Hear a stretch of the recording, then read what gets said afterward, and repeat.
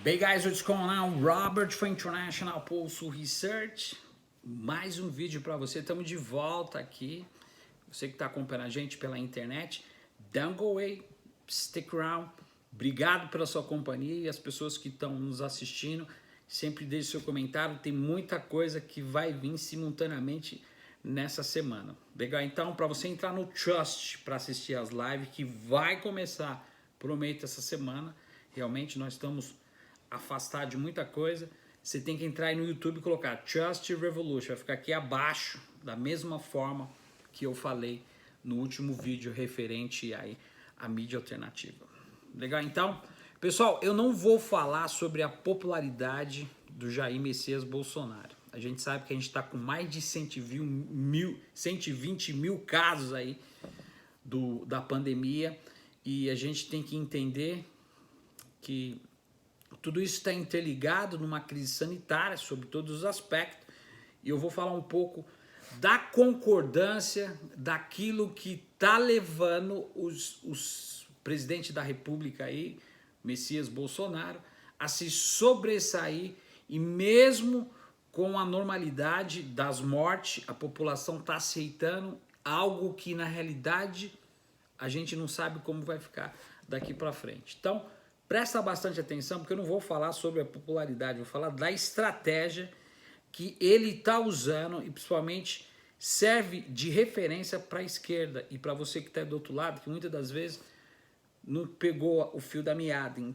Legal? Então, bom, tudo que está sendo orquestrado é uma ideia de um pagamento que tem como influência o auxílio emergencial. A gente sabe que o povo brasileiro sempre viveu nessa dicotomia, nesse factóide político de ter o representante na linha de frente. Você transfere a responsabilidade, assina uma procuração e entrega para o representante. Sempre foi assim. O nosso povo aprendeu da forma errada.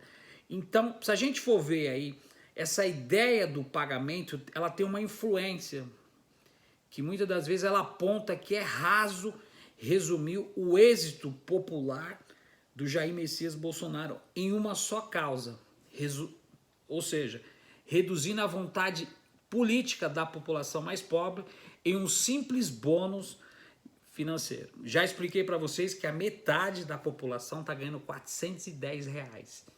Quando você recebe um auxílio emergencial, que nem é o governo que te dá, foi aprovado pelo Congresso, porque ele covil de ladrão que está lá, te dá R$600, que não te dá para você fazer absolutamente nada, e você tem que entender que a função do Estado, deliberadamente, é ajudar o povo em questões de todos os aspectos. Então você recebe 600, menos 410, tira os 10, você fica com R$200. Aí as pessoas começam a indagar. Em vez de criar empatia, ela começa a criar uma afetividade. Então tudo isso é um simples bônus financeiro que lá na frente você vai ter que pagar. Então outro fator predominante nas análises aí que a gente vai fazer é uma estratégia de comunicação bolsonarista que está funcionando melhor do que a oposição, inclusive a respeito do auxílio emergencial. Então presta atenção aí. Quando o Brasil sofreu um golpe, nós, o Brasil somos nós, arrancaram a Dilma, se usaram o Pobre Reaction Solution, problema, reação e solução, problema, reação. Criaram-se um problema, jogaram o problema para a massa, com a ajuda da mídia e depois levantaram um salvador da pátria, Sérgio Moro. Sérgio Moro levou o lawfare, Rodrigo Janot a mutação pelo Barroso e a politização do judiciário, né? E a gente viu aqui que submergiu 11 ministros, que também faz parte de um covil de ladrão, todos, a maioria, estão politizados. Eles trabalham para o sistema financeiro e tentam tampar os olhos, às vezes, para dar uma expurgada assim, na sociedade. Então, da mesma forma que Donald Trump, fez aqui, através de Firehouse, Doublespeak, Jair Messias Bolsonaro fez a mesma coisa. Então, essa estratégia de comunicação bolsonarista, ela funciona melhor do que a da oposição novamente. Então, como é que é feito isso? A gente sabe que o STF aí, que investiga a participação da disseminação das mentiras do próprio Jair Bolsonaro e dessa quadrilha, dessa rede comandada pelo governo, pelos apoiadores de Bolsonaro, que vende uma imagem que não vive. A maioria dessas pessoas defende o conservadorismo, não sabe nem o que significa isso. Quando você vai defender uma cláusula, uma pauta, você tem que viver. Ou seja, eu não posso ensinar uma coisa que eu não sei. Eu não posso dar aula de uma coisa que eu não vivo, que eu não sou um professor e eu quero ensinar. Como é que eu vou falar de religiosidade aparente se nem na igreja eu vou? Eu até brinquei com outro cara outro dia, eu falei, você quer guardar dinheiro? Mesmo que você tenha pouco, coloca dentro da Bíblia e fecha. Ninguém nunca vai achar seu dinheiro, porque ninguém vai pegar na Bíblia. Ele até deu risada. Essa é a realidade. Então se criou esse moralismo aí, prepotente, porque além de nós temos aí o evangelho, o cristão, os neopentecostal, e na realidade a teoria da prosperidade e a teoria da libertação, que são coisas totalmente abrangentes, o povo caiu nessa dicotomia, porque foi uma narrativa, um conto do vigário. Então venderam uma imagem daquilo que eles não vendem. Venderam, resumindo, gato pro lebre. Então essa estratégia da comunicação bolsonarista está funcionando, porque todo mundo acha que ele vai mudar. E essa é a maneira errada que nós fomos colocados na política. Nós fomos ensinados a estarmos afastados. E a gente não consegue quebrar isso da nossa mente, do paradigma, para que a gente possa entender. Então as redes comandadas pelo governo aí têm mais alcance com a efetivação, ou seja, trabalho lá do afetivo. Outra coisa importante é sobre as bolhas de autocrítica, que é algo interessante, que também nós fizemos uma pesquisa, uma análise aí das camadas sociais que consideraram e consideram, eles estavam vivendo uma crise da razão. O que significa isso? Essa crise da razão, ela é o quê? Ela é necessária, antes de tudo, de admitir que Bolsonaro, Jair Messias Bolsonaro, é uma figura com força popular, ao mesmo tempo, para tratar todo lunático da forma que ele interpreta. Deu para entender mais ou menos essa questão de crise da razão? Então, o presidente conquistou a confiança com essa crise da razão das pessoas e de muita gente, reforçando as características, muitas das vezes colocada como crítica por opositor. Então, o Messias Bolsonaro, vamos falar o Bolsonaro. Bolsonaro é visto por grande parte da população, especialmente pelo seu eleitor, como um político diferente dos demais, por ser verdadeiro, porque ele implica um fato que muitas das vezes ele quer falar as coisas que considera-se em absurdo de uma forma totalmente diferente. Enquanto que o discurso simplista, da simplicidade, com arrogância, com aquela austeridade de ir e depois voltar, é imediatista. Então, o presidente Jair Messias Bolsonaro, ele tende a conversar melhor com a população em geral, ainda mesmo com a duração da pandemia, enquanto ele busca a solução fácil para um problema urgente. Deu para entender? O que significa isso? Novamente, crise da razão. Você está entendendo os Farnhouse Doublespeak? É a mesma estratégia que o Trump está fazendo. E fez para ganhar as eleições. E agora ele até mudou o visual, você viu, cortou o cabelo, então ele está fazendo a mesma coisa. Então o que acontece? Essa realidade. Então, durante a pandemia, ele tenta buscar soluções fáceis para um problema urgente. A direita está mais colocada nos interesses imediatos, porque o povo quer as coisas assim. O povo quer, sofre por antecipação, muitas das vezes. Enquanto que a esquerda está preocupada com as noções mais abstratas. Enquanto a esquerda passou muito tempo falando de democracia, por exemplo, né? Esqueceu de estruturar as bases, se preocupou muito com as políticas mercantilistas e as políticas de capitalização dos pobres, esqueceu literalmente, né, do discurso. Então a esquerda está preocupada com as noções mais abstratas, enquanto a esquerda passou muito tempo falando de democracia, por exemplo, ou da injustiça de nossas instituições, para a grande parte da maioria da população, essas instituições democráticas nunca foram, de fato, democráticas. Estão certo, e eu concordo, porque a gente não pode falar que a nossa democracia acabou sendo que ela nunca existiu. Então são duas variantes aí que você tem que prestar atenção. Então, outra coisa importante é a gente fazer essa análise. A esquerda sempre fez algo autocrítico sobre o alcance dos discursos das camadas mais populares da população. Então, ele entende que os políticos da oposição alimentaram essa segmentação, ou seja, é uma centralidade do discurso incapaz de furar as bolhas da internet. Ou seja, a esquerda criou um pragmatismo e esqueceu de furar essas bolhas da internet. Muitas das vezes a esquerda estava preocupada com a polêmica do Twitter. É o que acontece. Bolsonaro fala, vai ter AI-5, vamos aprovar, vamos bater de frente numa revolução conservadora. A Gleisi Hoffmann vai lá e fala no jornalzinho, meu, tô cansado de ver isso. Gente, acorda, não é assim, PT, que tem que agir. Aí vai lá o Paulo Teixeira, vai lá o outro, não sei o quê, o Haddad, só vive nessa narrativa e não tem nada para oferecer para a população. Então, dentro disso, gente, o que acontece? A esquerda preocupa com essa narrativa, com o Twitter, com isso, com aquilo, gastando uma energia que ela poderia estar usando para poder organizar pessoas na base. Esqueceram de se preocupar. Lula, me liga. Eu troco uma ideia, explico tudinho como é que funciona o processo revolucionário. Call me back. Vai ficar aí meu telefone. Esqueceu de trabalhar as questões mais importantes, que são as questões estruturais de base. Então, dentro disso, a gente vê pautas que têm um eco dentro da esquerda, mas que para a população comum não tem. Por quê? Apropriação cultural, que é uma revolução cultural, uma guerra cultural.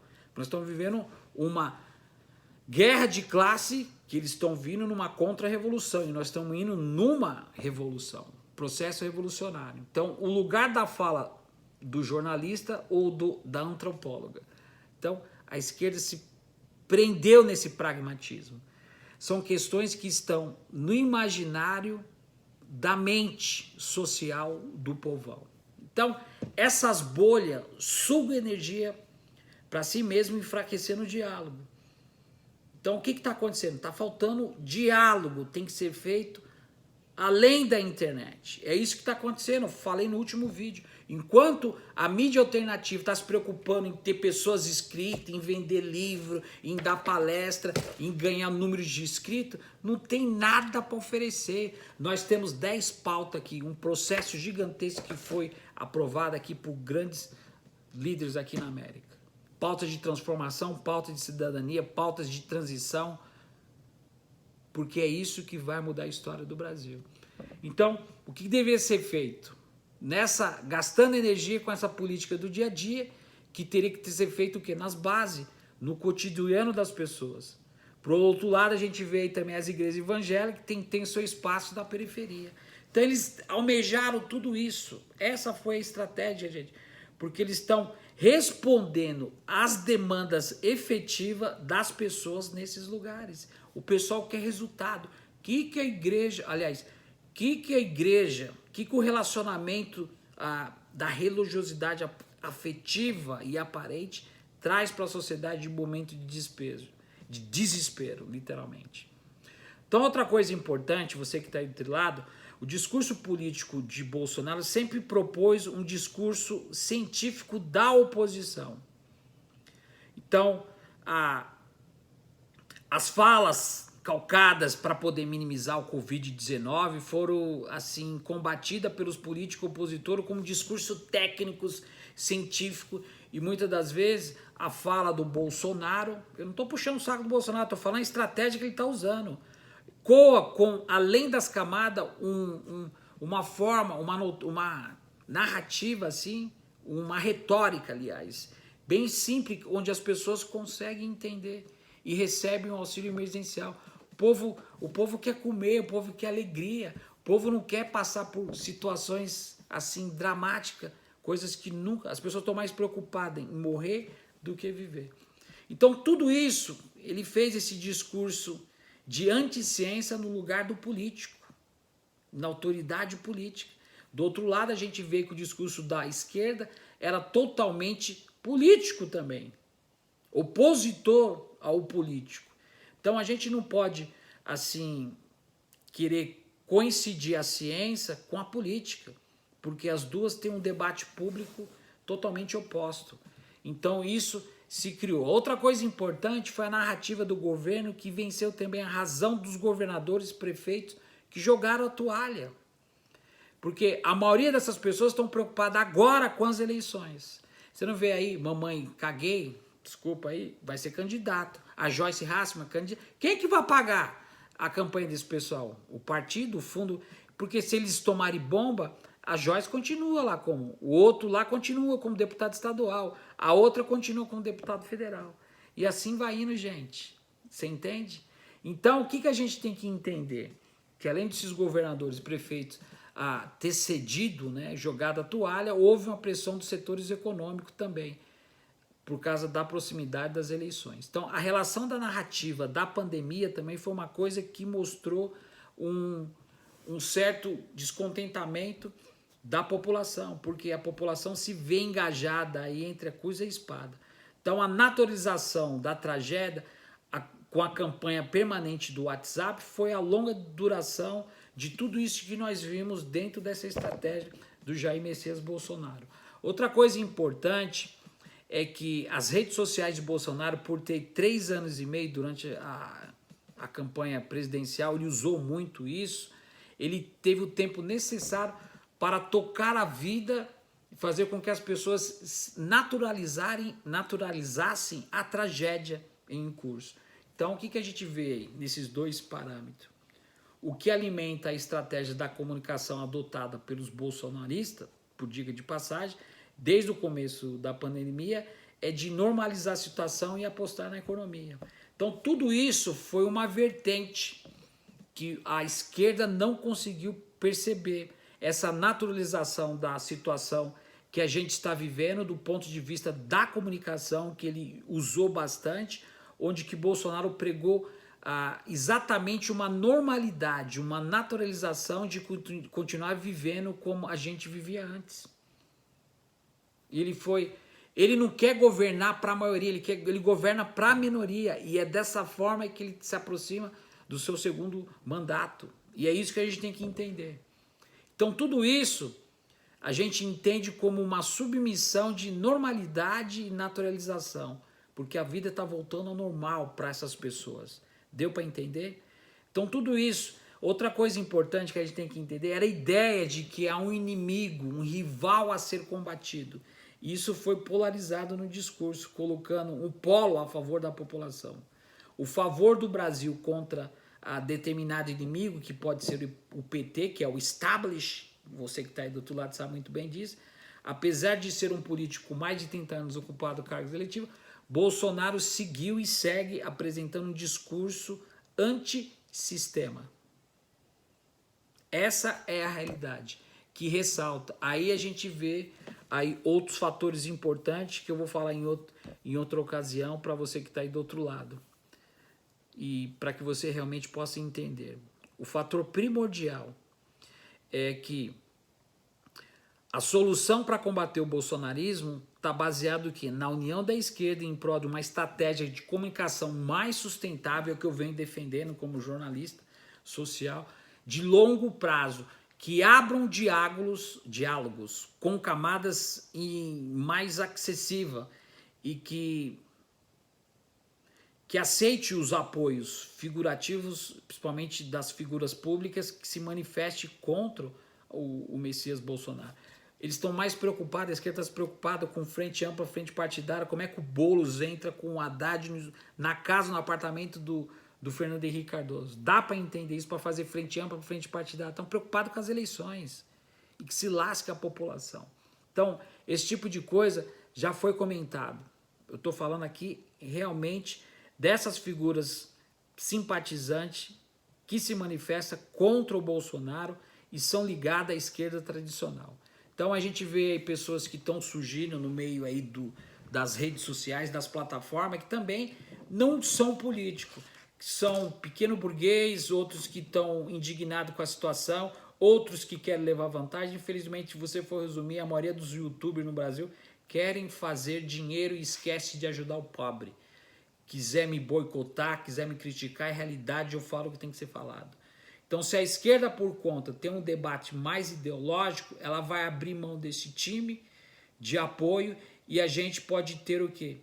Pode até perder, muitas das vezes, porque esses são perfis que conseguem trazer pessoas de fora da bolha para ver qual é a versão do posicionamento dos partidos de esquerda dentro desse debate político contra o governo federal. Então, você viu aí que eu tentei mostrar para vocês que a realidade é outra, que o pessoal acha que a direita está com os dias contados e que a direita veio para poder realmente passar uma temporada e voltar a ser o redil. Pelo contrário, a gente tem que entender que tudo isso que foi usado em todos os aspectos foi realmente uma estratégia que passou a rede em cima daqueles que estavam totalmente perdidos, sem alento, e a gente sabe muito bem que muitas das vezes a gente não conseguiu entender a mensagem da esquerda